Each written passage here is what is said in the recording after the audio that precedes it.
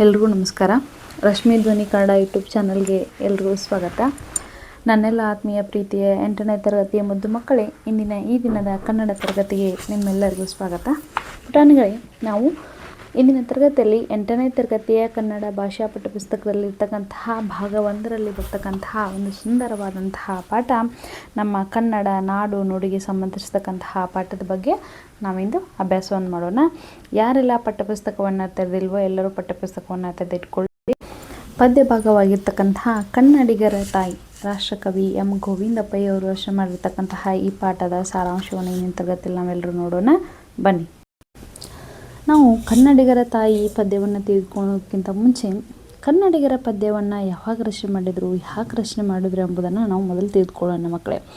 ನೋಡಿ, ಈ ಕನ್ನಡಿಗರ ತಾಯಿ ಎನ್ನುವಂತಹ ಪದ್ಯ ಕರ್ನಾಟಕ ಏಕೀಕರಣ ಆಗುವಂಥ ಸಮಯದಲ್ಲಿ ರಚನೆ ಆಗಿರ್ತಕ್ಕಂತಹ ಪದ್ಯ. ಕರ್ನಾಟಕ ಏಕೀಕರಣ ಅಂತಂದರೆ ಏನು ಅನ್ನುವಂತಹ ಪ್ರಶ್ನೆ ನಿಮ್ಮೆಲ್ಲರ ಮನದಲ್ಲಿ ಸಹಜವಾಗಿಯೇ ಬರ್ಬೋದು. ಕರ್ನಾಟಕದ ಏಕೀಕರಣ ಅಂತಂದರೆ ಮೊದಲು ಹಲವಾರು ವರ್ಷಗಳ ಹಿಂದೆ ಏನಾಗಿತ್ತು ಅಂದರೆ, ನಿಮಗೆಲ್ಲರೂ ಗೊತ್ತೇ ಇದೆ ನಮ್ಮ ದೇಶಕ್ಕೆ ಯಾವಾಗ ಸ್ವಾತಂತ್ರ್ಯ ಬಂತು. ಸ್ವಾತಂತ್ರ್ಯ ಬರಬೇಕಾದ್ರೆ ಹೀಗೆಲ್ಲ ಹೋರಾಟವನ್ನು ಮಾಡಲಾಯಿತು. ಆಮೇಲೆ ಹೋರಾಟ ಮಾಡ್ಬೇಕಂದ್ರೆ ಯಾಕೆ ಹೋರಾಟವನ್ನು ಮಾಡಿದರು ಅನ್ನುವಂಥದ್ದು ನಿಮ್ಮೆಲ್ಲರೂ ಗೊತ್ತಿದೆ. ಯಾಕಪ್ಪ ಅಂತಂದರೆ, ನಮ್ಮ ದೇಶವನ್ನು ಹಲವಾರು ವರ್ಷಗಳ ಹಿಂದೆ ಯಾರು ಆಳ್ತಾಯಿದ್ರು? ಬ್ರಿಟಿಷರು ಆಳ್ತಾಯಿದ್ರು. ಈ ಬ್ರಿಟಿಷರು ಆಳ್ತಿರುವಂತಹ ಸಂದರ್ಭದಲ್ಲಿ ಕೆಲವೊಂದು ಕಡೆ ಪ್ರಾಂತ್ಯಗಳು ಮದ್ರಾಸ್, ಮುಂಬೈ, ಮೈಸೂರು, ಕೊಡಗು ಹೀಗೆ ಹಲವಾರು ಕಡೆ ಹರಿದು ಹಂಚಿ ಹೋಗಿತ್ತು. ನಾವು ಕನ್ನಡಿಗರು ಒಂದೇ, ನಾವೆಲ್ಲರೂ ಒಂದೇ ಅನ್ನುವಂತಹ ಭಾವನೆ ಎಲ್ಲರಲ್ಲೂ ಬರಬೇಕು ಅನ್ನುವಂತಹ ಸಂದರ್ಭದಲ್ಲಿ ಹಲವಾರು ಜನರು ಮಹನೀಯರು ಏನು ಮಾಡಿದರಪ್ಪ ಅಂತಂದರೆ, ತಮ್ಮ ಪ್ರತಿಭಟನೆಗಳು ಮಾಡಲಿಕ್ಕೆ ಶುರುವನ್ನು ಮಾಡಿದರು. ಪತ್ರಿಕೆಗಳನ್ನ ಹೊರಡಿಸಲಿಕ್ಕೆ ಶುರುವನ್ನು ಮಾಡಿದರು. ಆಮೇಲೆ ತಮ್ಮ ಸಂಘವನ್ನು ಕಟ್ಕೊಂಡ್ರು. ಅದರಲ್ಲಿ ಪ್ರಮುಖರಾದವರು ಅಂತಂದರೆ ಆಲೂರು ವೆಂಕಟರಾಯರಾಗಿರ್ಬೋದು. ಆಮೇಲೆ ಹೀಗೆ ಹಲವಾರು ಜನರು ಸೇರಿಕೊಂಡು ಏನು ಮಾಡಿದ್ರಪ್ಪ ಅಂತಂದರೆ, ವಾಗ್ಭೂಷಣ ಪತ್ರಿಕೆ ಆಗಿರ್ಬೋದು, ಆಮೇಲೆ ಮಂಗಳೂರು ಸಮಾಚಾರ, ಇಂತಹ ಹಲವಾರು ಪತ್ರಿಕೆಗಳು ಬರಲಿಕ್ಕೆ ಪ್ರಾರಂಭವಾದವು. ಅದಷ್ಟೇ ಅಲ್ಲದೆ ಕೂಡ ನಮ್ಮ ಕವಿಗಳು ಕೂಡ ಏನು ಸುಮ್ಮನೆ ಇರಲಿಲ್ಲ. ಅವರು ಕೂಡ ಕನ್ನಡಕ್ಕೆ ಸಂಬಂಧಪಟ್ಟಂತಹ, ಕನ್ನಡ ನಾಡು ನುಡಿ ಇವುಗಳಿಗೆ ಸಂಬಂಧಪಟ್ಟಂತಹ, ಸಾಹಿತ್ಯಕ್ಕೆ ಸಂಬಂಧಪಟ್ಟಂತಹ ಹಲವಾರು ಕೃತಿಗಳನ್ನಾಗಿರ್ಬೋದು, ಅಥವಾ ಅಂದರೆ ಎಲ್ಲರಲ್ಲೂ ಕೂಡ ನಾವೆಲ್ಲರೂ ಒಂದೇ ಅನ್ನುವಂತಹ ಮನೋಭಾವನೆ ಬರಬೇಕು. ಆ ಬರಬೇಕು ಅನ್ನುವಂತಹ ಉದ್ದೇಶದಿಂದ ಏನು ಮಾಡಕತ್ತರು, ಈ ಉದಯವಾಗಲಿ ನಮ್ಮ ಚೆಲುವ ಕನ್ನಡ ನಾಡು, ಆಮೇಲೆ ಹಚ್ಚೇವು ಕನ್ನಡದ ದೀಪ, ಕನ್ನಡಿಗರ ತಾಯಿ, ಹೀಗೆ ಸಿಗುವಂಥ ಹಲವಾರು ಪದ್ಯಗಳನ್ನು ರಚನೆಯನ್ನು ಮಾಡಿದರು. ಅಂಥ ಸಂದರ್ಭದಲ್ಲಿ ರಚನೆ ಆಗ್ತಿರುವಂತಹ ಪ್ರಯತ್ನದಲ್ಲಿ ಏನಾಯ್ತು ಅಂದರೆ, ಬ್ರಿಟಿಷರು ದೇಶವನ್ನು ಆಳ್ತಿರುವಂಥ ಸಂದರ್ಭದಲ್ಲಿ ಹಲವಾರು ಜನರ ಮಹನೀಯರ ಹೋರಾಟದ ಫಲವಾಗಿ 1947ರಲ್ಲಿ ನಮ್ಮ ದೇಶಕ್ಕೆ ಸ್ವಾತಂತ್ರ್ಯ ಸಿಕ್ತು. ಸ್ವಾತಂತ್ರ್ಯ ಸಿಕ್ಕ ನಂತರ ಹಲವಾರು ವರ್ಷಗಳಾದಮೇಲೆ, ಅಂದರೆ 1950 ನವಂಬರ್ 1ರಂದು ಏನು ಮಾಡಿದ್ರಪ್ಪ ಅಂದರೆ, ಕರ್ನಾಟಕದ ಏಕೀಕರಣವನ್ನು ಮಾಡಿದರು. ಏಕೀಕರಣವನ್ನು ಮಾಡುವಂಥ ಸಂದರ್ಭದಲ್ಲಿ ಅದಕ್ಕೆ ಮೈಸೂರು ರಾಜ್ಯ ಅಂತೇಳಿ ಹೆಸರನ್ನು ಇಟ್ಟರು. ಹೀಗೆ ಮೈಸೂರು ರಾಜ್ಯ ಅಂತ ಹೆಸರನ್ನು ನಾಮಕರಣ ಮಾಡಿದರು. ಅದಾದ ಕೆಲವು ವರ್ಷಗಳ ನಂತರ 1973 ನವಂಬರ್ 1ರಂದು ಮೈಸೂರು ರಾಜ್ಯಕ್ಕೆ ಮೈಸೂರು ರಾಜ್ಯ ಅಂತ ಕರೆಯುವ ಬದಲು ಕರ್ನಾಟಕ ಅಂಥೇಳಿ ಹೆಸರನ್ನು ನಾಮಕರಣವನ್ನು ಮಾಡಿದರು. ನೋಡಿ, ಇದು ಕನ್ನಡ ನಾಡು ನುಡಿಗೆ ಸಂಬಂಧಪಟ್ಟಂತಹ, ಆಮೇಲೆ ಕನ್ನಡದ ಸಮಗ್ರ ಇತಿಹಾಸಕ್ಕೆ ಸಂಬಂಧಪಟ್ಟಂತಹ ಒಂದು ಸುಂದರವಾದಂತಹ ಪದ್ಯ ಆಗೈತೆ ಅಂತಲೇ ಹೇಳ್ಬೋದು. ಮಕ್ಕಳೇ, ನಾವು ಒಟ್ಟಾರೆಯಾಗಿ ಕನ್ನಡಿಗರ ತಾಯಿ ಎನ್ನುವಂತಹ ಪದ್ಯದಲ್ಲಿ ಏನೇನು ನೋಡ್ಬೋದಪ್ಪ ಅಂತಂದರೆ, ನಮ್ಮ ಕವಿಗಳು ತುಂಬ ಸುಂದರವಾಗಿ ಇಲ್ಲಿ ಹೇಳ್ತಾರೆ. ಕರ್ನಾಟಕವನ್ನು ತಾಯಿಯ ರೂಪದಲ್ಲಿ ಚಿತ್ರಣವನ್ನು ಕಲ್ಪಿಸಿಕೊಟ್ಟಿದ್ದಾರೆ. ಕನ್ನಡ ನಾಡಿನ ಪ್ರಕೃತಿ, ಸೌಂದರ್ಯ, ಸಂಸ್ಕೃತಿ, ಪರಂಪರೆ, ವೀರರ ಇತಿಹಾಸ, ಕನ್ನಡ ಭಾಷೆಯ ಮಹತ್ವವನ್ನು ಈ ಪದ್ಯದಲ್ಲಿ ನಾವು ನೋಡ್ಬೋದಾಗಿದೆ. ಅತ್ಯಂತ ಭಾವಪೂರ್ಣವಾಗಿ ಏನು ಮಾಡಿದ್ದಾರೆ, ಇದರಲ್ಲಿ ವರ್ಣನೆಯನ್ನು ಮಾಡಿದ್ದಾರೆ. ಆಮೇಲೆ ಪ್ರತಿಯೊಬ್ಬ ಕನ್ನಡಿಗನು ತನ್ನ ತಾಯಿ ನಾಡನ್ನು ಪ್ರೀತಿಸಬೇಕು, ಅದರಂತೆ ಅದಕ್ಕೆ ಗೌರವವನ್ನು ಕೊಡಬೇಕು ಅನ್ನುವಂತಹ ಸಂದೇಶವನ್ನು ಈ ಪದ್ಯ ನಮಗೆ ತಿಳಿಸಿಕೊಡುತ್ತೆ. ಇಲ್ಲಿರ್ತಕ್ಕಂತಹ ನದಿಗಳು, ಬೆಟ್ಟಗಳು, ಕಾಡುಗಳು, ಆಮೇಲೆ ಸಮೃದ್ಧ ನೆಲ, ಸುಂದರ ಪ್ರಕೃತಿಯಿಂದ ಕೂಡಿತ್ತು ನಮ್ಮ ಕನ್ನಡ ನಾಡು. ಆಮೇಲೆ ಈ ಕನ್ನಡ ಭಾಷೆ ಅನ್ನುವಂಥದ್ದು ತುಂಬ ಸಿಹಿಯಾದಂಥದ್ದು, ಅದೇ ಅಷ್ಟೊಂದು ಶ್ರೀಮಂತ ಭಾಷೆಯಾಗಿದೆ ಕೂಡ ಅಂತ ಹೇಳ್ಬೋದು. ಅದಷ್ಟೇ ಅಲ್ಲದೆ ನಮ್ಮ ಪೂರ್ವಜರ ಶೌರ್ಯ, ತ್ಯಾಗ, ಸಂಸ್ಕೃತಿಯ ಮೂಲಕ ನಾಡಿನ ಕೀರ್ತಿಯನ್ನು ಹೆಚ್ಚು ಮಾಡುವಂಥ ಒಂದು ಸುಂದರ ಪದ್ಯ ಅಂತಲೇ ಹೇಳ್ಬೋದು. ಇಲ್ಲಿ ಕನ್ನಡಿಗರು ಮೊದಲಿಂದ ಹಿಡಿದು ಇಲ್ಲಿವರೆಗೂ ಕೂಡ ಒಗ್ಗಟ್ಟಿನಿಂದ ಬದುಕಿ ತಮ್ಮ ಭಾಷೆ, ಸಂಸ್ಕೃತಿ ಮತ್ತು ಪರಂಪರೆಯನ್ನು ಉಳಿಸ್ಕೊಂಡು ಬಂದಿದ್ದಾರೆ. ಅದನ್ನು ನಾವೆಲ್ಲರೂ ಕೂಡ ಗೌರವಿಸ್ಕೊಂಡು ಹೋಗಬೇಕು. ನಾಡಿನ ಅಭಿವೃದ್ಧಿಗೆ ಪ್ರತಿಯೊಬ್ಬ ಕನ್ನಡಿಗನು ಶ್ರಮಿಸಬೇಕು ಅನ್ನುವಂಥದ್ದು ಪ್ರಸ್ತುತ ಈ ಕನ್ನಡಿಗರ ತಾಯಿ ಪದ್ಯ ನಮಗೆ ತಿಳಿಸ್ಕೊಡತ್ತೆ ಅಂತ ಹೇಳ್ಬೋದು. ಅಂತಂದರೆ ನಮ್ಮೆಲ್ಲರೂ ಕನ್ನಡ ನಾಡಿನ ಮೇಲೆ ಪ್ರೀತಿ ಇರಬೇಕು. ಆ ಭಾಷೆಯನ್ನು ನಾವು ಕನ್ನಡ ಭಾಷೆಯನ್ನು ಗೌರವಿಸಬೇಕು. ಅದರ ಜೊತೆ ನಾವು ಅದನ್ನು ಬೆಳೆಸಬೇಕು. ನಾಡಿನ ಸಂಸ್ಕೃತಿ ಮತ್ತು ಪರಂಪರೆಯನ್ನು ನಾವು ಉಳಿಸಬೇಕು. ಒಗ್ಗಟ್ಟು, ದೇಶಭಕ್ತಿ, ಸೇವಾ ಮನೋಭಾವದಿಂದ ಬದುಕಬೇಕನ್ನುವುದೇ ಈ ಪ್ರಸ್ತುತ ಕನ್ನಡಿಗರ ತಾಯಿ ಪದ್ಯದ ಸಂಪೂರ್ಣ ಆಶಯ ಅಂತಲೇ ನಾವು ಹೇಳ್ಬೋದು. ಮಕ್ಕಳೇ, ಇನ್ನು ಈ ಪದ್ಯದ ಕವಿ ಪರಿಚಯವನ್ನು ನಾವೆಲ್ಲರೂ ನೋಡೋಣ ಬನ್ನಿ. ಪದ್ಯ ಭಾಗ 1, ಕನ್ನಡಿಗರ ತಾಯಿ. ರಾಷ್ಟ್ರಕವಿ ಎಂ ಗೋವಿಂದ ಪೈ. ಎಂ ಗೋವಿಂದ ಪೈ ಅಂಥೇಳಿ ಬನ್ನಿ ನೋಡೋಣ.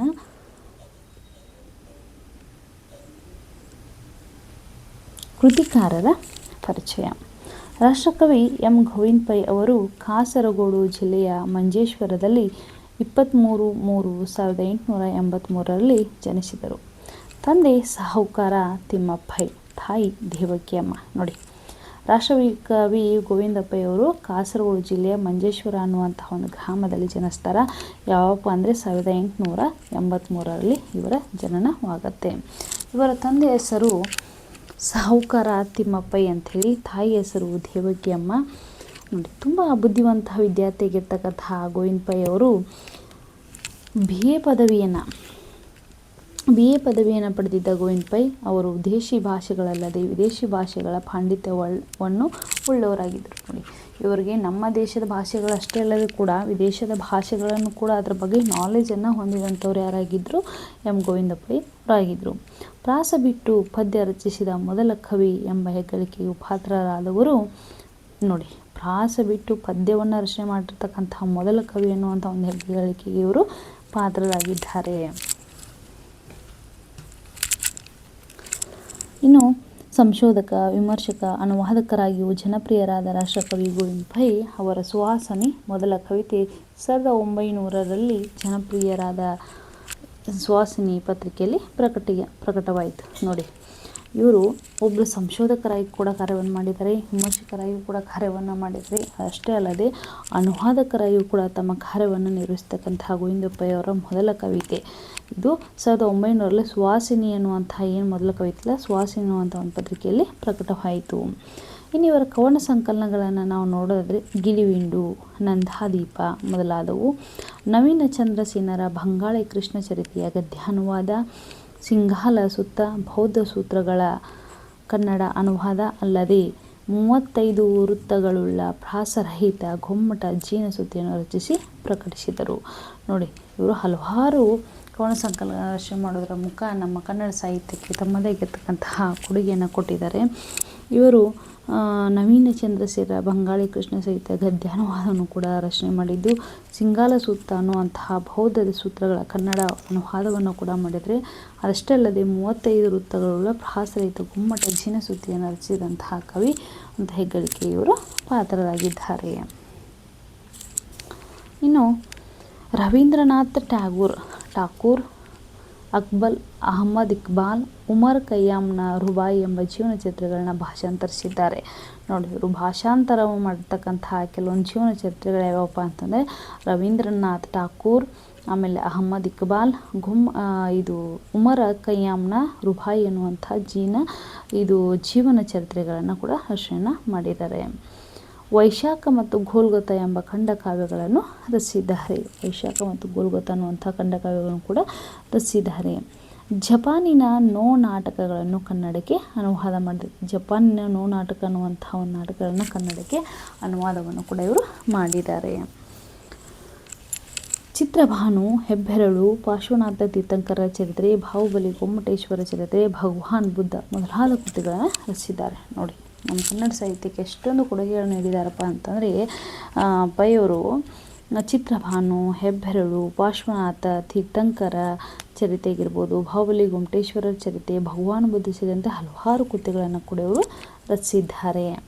ತಮ್ಮ ಜೀವಿತಾವಧಿಯನ್ನು ಸಂಶೋಧನೆ ಸಾಹಿತ್ಯಕ್ಕಾಗಿ ಮೀಸಲಿಟ್ಟಿದ್ದ ಅವರಿಗೆ 1949 ಮದ್ರಾಸ್ ಸರ್ಕಾರ ರಾಷ್ಟ್ರಕವಿ ಎಂಬ ಬಿರುದನ್ನು ನೀಡಿ ಗೌರವಿಸಿದೆ. ನೋಡಿ, ತಮ್ಮ ಜೀವಮಾನದ ಉದ್ದಕ್ಕೂ ಇವ್ರು ಏನು ಮಾಡಿದಪ್ಪ ಅಂತಂದರೆ ತಮ್ಮ ಜೀವನವನ್ನು ಕನ್ನಡ ಸಾಹಿತ್ಯಕ್ಕೆ, ಕನ್ನಡ ನಾಡು ನುಡಿಗೆ ಸಮರ್ಪಣೆಯನ್ನು ಮಾಡಿದ್ದಾರೆ. ಇವರು ಇಷ್ಟೆಲ್ಲ ಮಾಡಿದಂಥವರಿಗೆ ಮದ್ರಾಸ್ ಸರ್ಕಾರ ಯಾವಾಗಂದರೆ 1949ರಲ್ಲಿ ಇವರಿಗೆ ರಾಷ್ಟ್ರಕವಿ ಎನ್ನುವಂಥ ಒಂದು ಬಿರುದನ್ನು ಕೂಡ ಕೊಟ್ಟು ಗೌರವವನ್ನು ನೀಡ್ತೈತಿ. ಇವರು ಕನ್ನಡದ ಮೊದಲ ರಾಷ್ಟ್ರಕವಿ ಎನ್ನುವಂಥ ಹೆಗ್ಗಳಿಕೆ ಪಾತ್ರ. ಯಾವಾಗ ಇವರಿಗೆ ಮದ್ರಾಸ್ ಸರ್ಕಾರ 1949ರಲ್ಲಿ ರಾಷ್ಟ್ರಕವಿ ಎನ್ನುವಂಥ ಒಂದು ಬಿರುದನ್ನು ನೀಡ್ತೈತಲ್ಲ, ಅವಾಗ ಇವರು ಏನು ಮಾಡಿದ್ರಪ್ಪ ಅಂತಂದರೆ ನಮ್ಮ ಕನ್ನಡದ ಮೊದಲ ರಾಷ್ಟ್ರಕವಿ ಎನ್ನುವಂಥ ಒಂದು ಹೆಗ್ಗಳಿಕೆಗೆ ಪಾತ್ರರಾದರು. ಹೊಗಳಿಕೆ ಮತ್ತು ಪ್ರಚಾರಕ್ಕೆ ಹಾತೊರೆಯದ ಇವರು 1950ರಲ್ಲಿ ಬೊಂಬಾಯಿಯಲ್ಲಿ ನಡೆದ ಕನ್ನಡ ಸಾಹಿತ್ಯ ಸಮ್ಮೇಳನದ ಅಧ್ಯಕ್ಷತೆ ವಹಿಸಿದ್ದರು. ನೋಡಿ, ಇವರಿಗೆ ಯಾವಾಗಲೂ ಹೊಗಳಿಕೆ ಆಗಿರ್ಬೋದು ಅಥವಾ ಪ್ರಚಾರ ಆಗಿರ್ಬೋದು ಅದರಿಂದ ತುಂಬ ದೂರನೇ ಉಳಿದಂಥವ್ರು. ಈಗ ಈ 1950ರಲ್ಲಿ ಬೊಂಬಾಯಿಯಲ್ಲಿ ನಡೆದಿರ್ತಕ್ಕಂತಹ ಯಾವುದು ಕನ್ನಡ ಸಾಹಿತ್ಯ ಸಮ್ಮೇಳನದ ಅಧ್ಯಕ್ಷತೆಯ ಸ್ಥಾನವನ್ನು ಕೂಡ ಇವರು ವಹಿಸ್ತಾರೆ. 6/9/1963ರಲ್ಲಿ ಗೋವಿಂದ ಪೈ ಅವರು ದೈವಾಧೀನರಾದರು. ನೋಡಿ, ಇವರು ನಮ್ಮನ್ನೆಲ್ಲ ಬಿಟ್ಟಾಗಲಿ ಇದು ಯಾವಾಗಪ್ಪ ಅಂದರೆ 6/9/1963ರಲ್ಲಿ ಗೋವಿಂದ ಪೈ ಅವರು ನಿಧನವನ್ನು ಹೊಂದ್ತಾರೆ. ಪ್ರಸ್ತುತ ಪದ್ಯವನ್ನು NS ರಘುನಾಥ್ ಅವರು ಸಂಪಾದಿಸಿರುವ ಶತಮಾನದ ಮಕ್ಕಳ ಸಾಹಿತ್ಯ ಸಂಕಲನದಿಂದ ಆರಿಸಿ ಸಂಪಾದಿಸಿ ನಿಗದಿಪಡಿಸಿದೆ. ನೋಡಿ, ಈ ಪ್ರಸ್ತುತ ಪದ್ಯ ಭಾಗವನ್ನು NS ರಘುನಾಥ್ ಅವರು ಸಂಪಾದನೆ ಮಾಡಿರ್ತಕ್ಕಂಥ ಶತಮಾನದ ಮಕ್ಕಳ ಸಾಹಿತ್ಯ ಅನ್ನುವಂಥ ಒಂದು ಕೃತಿಯನ್ನು ಏನು ಮಾಡಿದೆ, ಆರಿಸಿಕೊಳ್ಳಲಾಗಿದೆ. ಆಶಯ ಭಾಗವನ್ನು ನೋಡೋಣವೇ. ಇದು ಕರ್ನಾಟಕ ಏಕೀಕರಣದ ಪೂರ್ವದಲ್ಲಿ ಕನ್ನಡ ತಾಯಿಯನ್ನು ಸ್ತುತಿಸಿ ಬರೆದ ಕವನ. ನೋಡಿ, ನಾನು ನಿಮ್ಮ ಮೊದಲೇ ಹೇಳಿದೆ, ಕನ್ನಡ ನಾಡು ನುಡಿಗೆ ಸಂಬಂಧಪಟ್ಟಂತಹ ಒಂದು ಸುಂದರ ಪದ್ಯ ಭಾಗವಾಗೈತಿ. ಯಾವುದು ಈ ಕನ್ನಡಿಗರ ತಾಯಿ ಎನ್ನುವಂಥದ್ದು. ಕನ್ನಡ ತಾಯಿ ತನ್ನ ಮುಖವನ್ನು ತೋರುವ ಮೂಲಕ ಕನ್ನಡದ ಮಕ್ಕಳನ್ನು ಒಂದಾಗಿಸಬೇಕು ಎನ್ನುವುದು ಪದ್ಯದ ಮುಖ್ಯ ಆಶಯ. ನೋಡಿ, ಈ ಕನ್ನಡ ತಾಯಿ ತನ್ನ ಮುಖವನ್ನು ತೋರಿಸೋದ್ರ ಮುಖಾಂತರ ಕನ್ನಡದ ಮಕ್ಕಳು ಎಲ್ಲರೂ ಒಂದಾಗಬೇಕು ಅನ್ನುವಂಥದ್ದೇ ಪ್ರಸ್ತುತ ಈ ಪದ್ಯ ಭಾಗದ ಆಶಯ ಆಗೈತಿ. ಕನ್ನಡ ನಾಡಿನಲ್ಲಿ ಎಲ್ಲ ಸಂಪತ್ತಿದೆ. ತಾಯಿಯ ಮುಖ ಕಂಡಾಗ ಅದೆಲ್ಲವೂ ಗೋಚರವಾಗುತ್ತದೆ. ಹೀಗೆ ಗೋಚರಿಸಿದಾಗ ಮಾತ್ರ ಕನ್ನಡ ತಾಯಿಯ ಕೀರ್ತಿ ಜಗತ್ತಿನಾದ್ಯಂತ ಪಸರಿಸಲು ಸಾಧ್ಯ. ನೋಡಿ, ಎಷ್ಟು ಚೆನ್ನಾಗಿ ಹೇಳ್ತಾರೆ ನೋಡಿ. ತಾಯಿಯ ಮುಖ ಕಂಡಾಗ ನಮ್ಮ ಪ್ರತಿಯೊಂದು ಎಲ್ಲ ತಾಯಿ ಸಂಪತ್ತಾಗಿರ್ಬೋದು, ನಾಡು ನುಡಿ ಭಾಷೆ ಎಲ್ಲವೂ ಕೂಡ ಗೋಚರವಾಗ್ತೈತಿ. ಹೀಗಾಗಿ ಕನ್ನಡ ನಾಡು ನುಡಿ ಆಚಾರ ವಿಚಾರಗಳಲ್ಲಿ ಅದು ನೆಲೆ ಆಗಬೇಕು ಅನ್ನುವಂಥದ್ದು ಇಲ್ಲಿ ತಿಳಿಸ್ಕೊಡ್ತಾರೆ. ಕನ್ನಡ ತಾಯಿ ಜನ್ಮದಾತೆಗೆ ಸಮಾನ ಆಗಿರುವುದರಿಂದ ಅವಳ ಹಾರೈಕೆ ನಮಗೆ ಶ್ರೀರಕ್ಷೆ. ನೋಡಿ, ನಾವು ನಮ್ಮ ಕನ್ನಡ ತಾಯಿಯನ್ನು ಭುವನೇಶ್ವರನ್ನು ಯಾರಿಗೆ ಹೋಲಿಸ್ತೀವಿ? ನಮ್ಮ ಜನ್ಮದಾತೆಗೆ ನಾವು ಕೂಡ ಹೋಲಿಸ್ತೀವಿ. ಕನ್ನಡಿಗರಿಗೆ ಕನ್ನಡವೇ ಉಸಿರು. ಕನ್ನಡಿಗರ ಧಮನಿಗಳಲ್ಲಿಯೂ ಕನ್ನಡವೇ ಉಸಿರಾಗಬೇಕು. ನೋಡಿ, ಏನು ಹೇಳ್ತಾರಪ್ಪ ಅಂತಂದರೆ ಕನ್ನಡಿಗರ ಉಸಿರು ಯಾವುದು? ಕನ್ನಡ ಭಾಷೆ, ನಾಡು ನುಡಿಯನ್ನು ಕಾಪಾಡುವುದು, ಅದನ್ನು ಪ್ರೀತಿಯನ್ನು ಮಾಡುವುದು, ಅದನ್ನು ಗೌರವಿಸುವುದು, ಅದನ್ನು ಇನ್ನೂ ಎತ್ತರಕ್ಕೆ ಬೆಳೆಸುವಂಥದ್ದು. ಹೀಗಾಗಿ ಪ್ರತಿಯೊಬ್ಬ ಕನ್ನಡಿಗನ ಧಮನಿಯಲ್ಲೂ ಕೂಡ ಏನಾಗುತ್ತೆ? ಕನ್ನಡದ ಬಗ್ಗೆ ಡಿಮ್ ಹೊಡೆಯುತ್ತೆ ಅಂತಲೇ ಹೇಳ್ಬೋದು. ನೋಡಿ, ಕನ್ನಡವೇ ಉಸಿರಾಗಬೇಕು ಅಂದರೆ ಅಷ್ಟೊಂದು ಕನ್ನಡಕ್ಕೆ ಉಸಿರು, ಪ್ರಾಣವನ್ನು ಕೊಡಲಿಕ್ಕೂ ಕೂಡ ಸಿದ್ಧ ಅಂತಲೇ ಹೇಳ್ಬೋದು. ಕನ್ನಡ ನಾಡು ನುಡಿಯ ಶ್ರೇಷ್ಠತೆ, ಭವ್ಯ ಪರಂಪರೆ, ಇತಿಹಾಸ, ಪ್ರಾಕೃತಿಕ, ಸಾಹಿತ್ಯಿಕ, ವಾಸ್ತುಶಿಲ್ಪಗಳ ಭವ್ಯತೆ ಇಂದ ಜಗತ್ತಿನೆಲ್ಲೆಡೆ ಹರಡಬೇಕೆಂಬುದು ಕವಿಯ ಆಶಯವಾಗಿದೆ. ನೋಡಿ, ಇಲ್ಲಿ ಏನು ಹೇಳ್ತಾರಪ್ಪ ಅಂತಂದರೆ ನಮ್ಮ ಕನ್ನಡ ಯಾವ ರೀತಿಯಾಗಿ ನಾವು ಉಸಿರು ಆಗಿಬೇಕಂತ ಅಷ್ಟೇ ಬಾಯಿ ಮಾತಿನಲ್ಲಿ ಹೇಳುವಂಥದ್ದಲ್ಲ. ಅದರ ಭವ್ಯ ಪರಂಪರೆ, ಇತಿಹಾಸ, ನಾಡು ನುಡಿ ಪ್ರತಿಯೊಂದನ್ನು ಕೂಡ ನಾವು ಏನು ಮಾಡಬೇಕು? ಅದನ್ನು ಗೌರವಿಸಬೇಕು. ಅದನ್ನು ಎಲ್ಲ ಕಡೆಯೂ ಕೂಡ, ಜಗತ್ತಿನ ಎಲ್ಲ ಕಡೆಯೂ ಕೂಡ ಅದನ್ನು ಹರಡಬೇಕು ಅನ್ನುವಂಥದ್ದು ಪ್ರಸ್ತುತ ಈ ಪದ್ಯ ಭಾಗದ ಆಶಯ. ಪದಗಳ ಅರ್ಥವನ್ನು ನೋಡೋಣವೇ. ಆಳ್ವೆ ಅಂದರೆ ಆಳ್ವೆ, ಹೊಸಗೆ ಅಂದರೆ ಸಂತೋಷ, ಶುಭವಾರ್ತೆ. ಕಾರ್ಕಳ ಅಂದರೆ ಕಾರ್ಕಳ ಅಂದರೆ ಉಡುಪಿ ಜಿಲ್ಲೆಯ ಒಂದು ತಾಲೂಕು ಕೇಂದ್ರ. ಕೆನೆ ಅಂದರೆ ಸಾರ ಅಥವಾ ತಿರುಳು. ತಾಳ್ವೆ ಅಂದರೆ ಸಹಿಸುವೆ. ತೃಷೆ ಅಂದರೆ ಬಾಯಾರಿಕೆ. ದಿವಂ ಅಂದರೆ ಆಕಾಶ. ನಗಾಳಿ ಅಂದರೆ ಪರ್ವತಗಳ ಸಮೂಹ. ನಿಡುಕರು ಅಂದರೆ ನಿಡಿದಾಗಿ ಅಥವಾ ನಿಂತಿರುವ ಅಥವಾ ನಿಂದಿರುವ ಗುಮ್ಮಟ ಮೂರ್ತಿ. ಬಸಿರು ಅಂದರೆ ಗರ್ಭಾಶಯ. ಬಿಳಿಯ ಕೊಳ. ಬೆಳಗುಳ ಶ್ರವಣ ಬೆಳಗುಳ. ಬೆಲನಾಡು ಬೇಲೂರು ಅಂತ ಕರಿತೀವಿ. ಮೊಗ ಅಂದರೆ ಮುಖ. ಲತೆ ಅಂದರೆ ಬಳ್ಳಿ. ಶರ್ವ ಅಂದರೆ ನೃಪತುಂಗನ ಮತ್ತೊಂದು ಹೆಸರಿಗೆ ನಾವು ಶರ್ವ ಅಂತ ಕರಿತೀವಿ.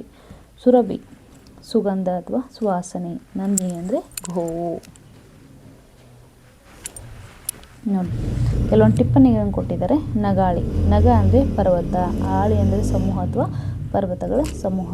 ಖಗ ಅಂದರೆ ಆಕಾಶ, ಘ ಅಂದರೆ ಗಮಿಸುವುದು ಅಥವಾ ಸಂಚರಿಸುವುದು, ಆಕಾಶದಲ್ಲಿ ಸಂಚರಿಸುವುದು. ಪಕ್ಷಿ, ಖಗ ಮೃಗ ಗುರಗಾಳಿ ಅಂದರೆ ಖಗ ಅಂದರೆ ಪಕ್ಷಿ, ಇಲ್ಲಿ ಮೃಗ ಅಂದರೆ ಪ್ರಾಣಿ, ಉರಗ ಅಂತಂದರೆ ಹಾವು, ಆಳಿ ಅಂತಂದರೆ ಸಮೂಹ. ಪ್ರಾಣಿ ಪಕ್ಷಿಗಳ ಹಾವುಗಳ ಸಮೂಹಕ್ಕೆ ನಾವು ಕ್ರಗ ಮುಗ ಮೃಗೋರಗಾಳಿ ಅಂತ ಕರಿತೀವಿ. ಕೊಂಡ ಕುಂದವರ್ಯ ಅಂತಂದರೆ ಜೈನ ಧರ್ಮದಲ್ಲಿ ದಿಗಂಬರ ಶ್ವೇತಾಂಬರ ಅನ್ನುವಂತಹ 2 ಭೇದವು ಹುಟ್ಟುವ ಮೊದಲು ಜೈನ ಧರ್ಮವು ಅರ್ರಂಥ ಅನೇಕಾಂತ ಎಂಬಿವೆ ಮೊದಲಾದ ಹೆಸರುಗಳನ್ನು ಪ್ರಸಿದ್ಧವಾಯಿತು. ನೋಡಿ, ಜೈನ ಧರ್ಮದಲ್ಲಿ 2 ರೀತಿ ಅಂತ ಇಟ್ಕೊಂಡು, ಒಂದು ದಿಗಂಬರರು, ಶ್ವೇತಾಂಬರರು ಅಂತ. ಈ 2 ಸಂಪ್ರದಾಯ ಹುಟ್ಟೋಕ್ಕಿಂತ ಮುಂಚೆ ಏನಾಗಿತ್ತು, ಜೈನದಲ್ಲಿ ಅರ್ರಂಥ ಅನೇಕಾಂತ ಅನ್ನುವಂಥ ಹೆಸರುಗಳಿಂದ ಪ್ರಸಿದ್ಧವಾಗಿತ್ತು. ವಿಕ್ರಮ ಶಕದ 136ನೇ ವರ್ಷದಲ್ಲಿ ಅಂದರೆ ಕ್ರಿಸ್ತಶಕ 80-81ರಲ್ಲಿ ಅದು ದಿಗಂಬರ ಶ್ವೇತಾಂಬರ ಸಂಪ್ರದಾಯಗಳೆಂದು ಕವಲಾಗುತ್ತಲೇ ದಿಗಂಬರ ಸಂಪ್ರದಾಯಕ್ಕೆ ಮೂಲ ಸಂಘವೆಂದು ಹೆಸರಾಯಿತು. ಪದ್ಮನಂದಿ ಎಂಬ ಮೊದಲನೇ ಹೆಸರುಳ್ಳ ಕೊಂಡ ಕುಂದಚಾರ್ಯನು ಈ ಮೂಲ ಸಂಘದ ಮುಂದಾಳೆಂದು ಒಂದು ಗಣದ ಒಡೆಯನೆಂದು ಕಂಡುಬರುತ್ತೆ. ನೋಡಿ, ಏನಾಯ್ತಪ್ಪ ಅಂದರೆ ವಿಕ್ರಮ ಶಕೆ ಅಂತ ಹೆಂಗಿರ್ತಲ್ಲ, 136ನೇ ವರ್ಷದಲ್ಲಿ ಅಂದರೆ 80ರಿಂದ 81ನೇ ಈ ಕ್ರಿಸ್ತಶಕ ವರ್ಷ, ಅವಾಗ ದಿಗಂಬರ ಶ್ವೇತಾಂಬರ ಅಂತ ಇದಕ್ಕೆ ಸಪ್ರೇಟ್ ಹೆಸರನ್ನು ಕರೀಲಿಕ್ಕೆ ಪ್ರಾರಂಭ ಮಾಡಿದರು. ಈ ದಿಗಂಬರ ಸಂಪ್ರದಾಯಕ್ಕೆ ಮೂಲ ಸಂಘ ಅಂತೇಳಿ ಮೊದಲಿಂದ ಕರೀಲಿಕ್ಕಂತ ಬಂದಿದ್ದಾರೆ. ಈ ಪದ್ಮನಂದಿ ಅನ್ನುವಂತಹ ಒಬ್ಬ ವ್ಯಕ್ತಿ ಮೊದಲೇ ಹೆಸರು ಅಂತ ಕೊಂಡ ಕುಂದಚಾರ್ಯನು ಅನ್ನುವಂಥವನು ಇದೇ ಸಂಘದ ಮುಂದಾಳತ್ವವನ್ನು ವಹಿಸಿದ್ದರಿಂದ ಈ ಗಣದ ಒಡೆಯನಂತೆ ಅನ್ನುವಂಥ ಒಂದು ಪ್ರತೀತಿ ಇದೆ. ಹಿಂಗತೆ ಇನಿಹಾಲ ಸೊಲ್ಲ ಅಂತಂದರೆ ಹಿಂಗತೆ, ಹಿನ್ನೆಲೆ ಕತೆ ಅಂದರೆ ಬೇಲೂರು, ಹಳೆಬೀಡು ಇತ್ಯಾದಿ ಶಿಲ್ಪಕಲೆಗಳ ಹಿಂದಿರ್ತಕ್ಕಂಥ ಒಂದು ಕತೆ. ಇನಿದು ಅಂತಂದ್ರೆ ಇನಿದಾದ, ಸವಿಯಾದ, ರುಚಿಯಾದ. ಪಾಲು ಅಂದರೆ ಹಾಲು. ಸೊಲ್ಲು ಅಂತಂದರೆ ಮಾತು. ಹಿನ್ನೆಲೆ ಕತೆ ಸವಿಯಾದ ಹಾಲಿನಂತಿರುವ ಮಾತುಗಳಿಂದ ಕೂಡಿದೆ. ಎಮ್ಮ ತೃಷೆಗೆ ದಕ್ಕಿಸು.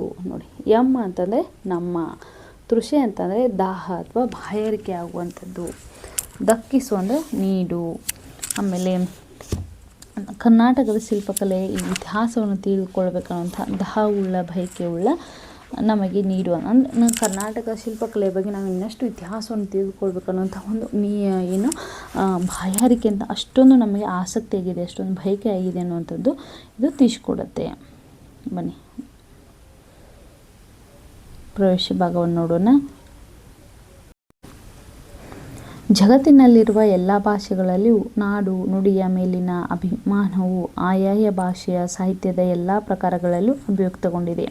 ನೋಡಿ, ನಮ್ಮ ಜಗತ್ತಿನಲ್ಲಿರ್ತಕ್ಕಂತಹ ಪ್ರತಿಯೊಂದು ಭಾಷೆಗಳಲ್ಲಿಯೂ ಕೂಡ ನಮ್ಮ ಕನ್ನಡ ಭಾಷೆ ತನ್ನದೇ ಆಗಿರ್ತಂತಹ ನಾಡು ನುಡಿಯ ಬಗ್ಗೆ ಅಭಿಮಾನವನ್ನು ಹೊಂದಿರತಕ್ಕಂಥದ್ದು ಎಲ್ಲ ಭಾಷೆಗಳಲ್ಲೂ ಕೂಡ ತುಂಬ ಡಿಫ್ರೆಂಟಾಗಿ ಇರುವಂಥದ್ದು ಅಂತ ಹೇಳ್ಬೋದು. ಇವು ಜನಮಾನಸದ ಅಮೃತಧಾರೆಗಳಾಗಿವೆ. ನಾಡು ನುಡಿಯ ಆತ್ಮಾಭಿಮಾನದಿಂದ ಕೂಡಿದ ದೇಶಾಭಿಮಾನವು ನಾಡಿನ ಏಳಿಗೆಗಾಗಿ ದುಡಿಯುವಂತೆ ನಮ್ಮೆಲ್ಲರನ್ನು ಪ್ರೇರೇಪಿಸುತ್ತದೆ. ನಮ್ಮ ನಾಡು ನುಡಿ ಆತ್ಮಾಭಿಮಾನ ಯಾವ ರೀತಿಯಾಗಿದೆಯಪ್ಪ ಅಂತಂದರೆ, ನಾವು ಅದರ ಏಳಿಗೆಯಾಗಿ ಯಾವಾಗಲೂ ದುಡ್ಡು ಸಿದ್ಧರಿದ್ದೇವೆ ಅನ್ನುವಂಥ ಒಂದು ಭಾವನೆಯನ್ನು ಕಲ್ಪನೆ ಮಾಡಿಕೊಳ್ತೈತಿ. ಭವ್ಯ ಪರಂಪರೆಯುಳ್ಳ ಕರುನಾಡು ಅನೇಕ ಪ್ರಾಂತ್ಯಗಳಲ್ಲಿ ಹರಿದು ಹಂಚಿ ಹೋಗಿದ್ದ ಕಾಲದಲ್ಲಿ ಕರ್ನಾಟಕ ಏಕೀಕರಣದ ಕನಸನ್ನು ಕಂಡವರು ಅನೇಕರು. ಇಷ್ಟೊಂದು ಭವ್ಯ ಪರಂಪರೆಯನ್ನು ಒಳಗೊಂಡಿರ್ತಕ್ಕಂತಹ ಈ ನಮ್ಮ ಕನ್ನಡ ನಾಡಿನ ಮದ್ರಾಸು, ಮುಂಬಯಿಯು, ಆಮೇಲೆ ಕೊಡಗು, ಮೈಸೂರು ಹೀಗೆ ಅಂತ ಹಲವಾರು ಪ್ರಾಂತ್ಯಗಳಲ್ಲಿ ಏನಾಗಿತ್ತು, ಹರಿದು ಹಂಚಿ ಹೋಗಿತ್ತು. ಹೀಗಾಗಿ ಎಲ್ಲ ಕಡೆ ಇರ್ತಕ್ಕಂತಹ ಕನ್ನಡಿಗರು ಒಂದುಗೂಡಬೇಕನ್ನುವಂಥ ಒಂದು ಉದ್ದೇಶದಿಂದ ಕರ್ನಾಟಕದ ಏಕೀಕರಣ ಕನಸನ್ನು ಕಂಡವರು ತುಂಬ ಜನರಿದ್ದಾರೆ. ಕನ್ನಡದ ಮಕ್ಕಳೆಲ್ಲ ಒಂದಾಗಿ ಬನ್ನಿ, ಉದಯವಾಗಲಿ ಚೆಲುವ ಕನ್ನಡ ನಾಡು, ಬಾರಿಸು ಕನ್ನಡ ಡಿಂಡಿಮವ, ಹಚ್ಚೇವು ಕನ್ನಡದ ದೀಪ. ಅನೇಕರು ನಾಡುಣಿಗೆ ಶ್ರೇಷ್ಠತೆ ಪಾವಿತ್ರ್ಯತೆಯನ್ನು ಸಾರುವ ಮೂಲಕ ನವೋದಯ ಸಾಹಿತ್ಯಕ್ಕೆ ನಾಂದಿ ಹಾಡಿದರು. ಹೀಗಾಗಿ ಬೇರೆ ಬೇರೆ ಪ್ರಾಂತ್ಯಗಳಲ್ಲಿ ಹರಿದು ಹಂಚಿ ಹೋದಂಥ ಸಂದರ್ಭದಲ್ಲಿ ಎಲ್ಲ ಏನೋ ಒಂದಷ್ಟು ಜನ ಏನು ಕವಿಗಳಿದ್ರಲ್ಲ ಅವರೆಲ್ಲ ಏನು ಮಾಡಿದರು, ಕೆಲವೊಂದು ಪದ್ಯಗಳನ್ನ ರಚನೆ ಮಾಡಲಿಕ್ಕೆ ಪ್ರಾರಂಭ ಮಾಡಿದರು. ಆ ಪದ್ಯಗಳನ್ನ ರಚನೆ ಮಾಡೋದು ಏನಾಯ್ತು ಅಂದರೆ ಅವರೆಲ್ಲರಿಗೂ ಒಂದು ಏಕಾಗ್ರತೆಯ ಮನೋಭಾವನೆ, ನಾವೆಲ್ಲರೂ ಒಂದೇ ಅನ್ನುವಂಥ ಭಾವನೆ ಬೆಳೀಲಿಕ್ಕೆ ಪ್ರಾರಂಭವಾಯಿತು. ಅಂದರೆ ಕನ್ನಡದ ಮಕ್ಕಳೆಲ್ಲ ಒಂದಾಗಿ ಬನ್ನಿ, ಉದಯವಾಗಲಿ ನಮ್ಮ ಚೆಲುವ ಕನ್ನಡ ನಾಡು, ಬಾರಿಸು ಕನ್ನಡ ಡಿಂಡಿಮವ, ಹಚ್ಚೇವು ಕನ್ನಡದ ದೀಪ ಅನ್ನುವಂತಹ ಪದಗಳನ್ನು ಹಾಡೋದ್ರ ಮುಖಾಂತರ ಅದರ ಶ್ರೇಷ್ಠತೆ ಆಗಿರ್ಬೋದು, ಪಾವಿತ್ರ್ಯತೆ ಆಗಿರ್ಬೋದು ಅದಕ್ಕೆ ಶುರುವನ್ನು ಮಾಡಿದರು. ಜೊತೆಗೆ ಕನ್ನಡಿಗರನ್ನು ಒಗ್ಗೂಡಿಸುವ ಕಾರ್ಯದಲ್ಲಿ ತೊಡಗಿದರು. ಈ ನಿಟ್ಟಿನಲ್ಲಿ ಮೂಡಿಬಂದ ಕವನಗಳಲ್ಲಿ ಇದು ಕೂಡ ಒಂದಾಗಿದೆ ನೋಡಿ. ಈ ನಿಟ್ಟಿನಲ್ಲಿ ಮೂಡಿ ಬಂದಿರತಕ್ಕಂತಹ ಕವನಗಳಲ್ಲಿ ಇದು ಕೂಡ ಒಂದಾಗೈತೆ ಅಂಥೇಳಿ ಹೇಳ್ತಾರೆ. ಅಂದರೆ ಎಲ್ಲರಲ್ಲಿಯೂ ಕೂಡ ನಮ್ಮ ಕನ್ನಡ ನಾಡು ನುಡಿಯ ಬಗ್ಗೆ, ಕನ್ನಡದ ಸಾಹಿತ್ಯದ ಬಗ್ಗೆ ಒಟ್ಟಾರೆ ಎಲ್ಲರಲ್ಲೂ ಏನಾಗಿರಬೇಕು, ನಾವೆಲ್ಲರೂ ಒಂದೇ ಅನ್ನುವಂತಹ ಭಾವನೆ ಬರಬೇಕು. ನಾವೆಲ್ಲರೂ ಕೂಡ ಈ ಕನ್ನಡ ನಾಡು ನುಡಿ ಅನ್ನುವಂತಹ ಮಾಹಿತಿಯನ್ನು ನಾವೆಲ್ಲರೂ ತಿಳ್ಕೋಬೇಕು ಅನ್ನುವಂತಹ ಉದ್ದೇಶದಿಂದ ಏನು ಮಾಡಿದ್ರಪ್ಪ ಅಂತಂದರೆ ಹಲವಾರು ಜನರು ಕನ್ನಡ ನಾಡು ನುಡಿಗಾಗಿ ಶ್ರಮಿಸಿದರು, ದುಡಿದರು ಅನ್ನುವಂಥದ್ದು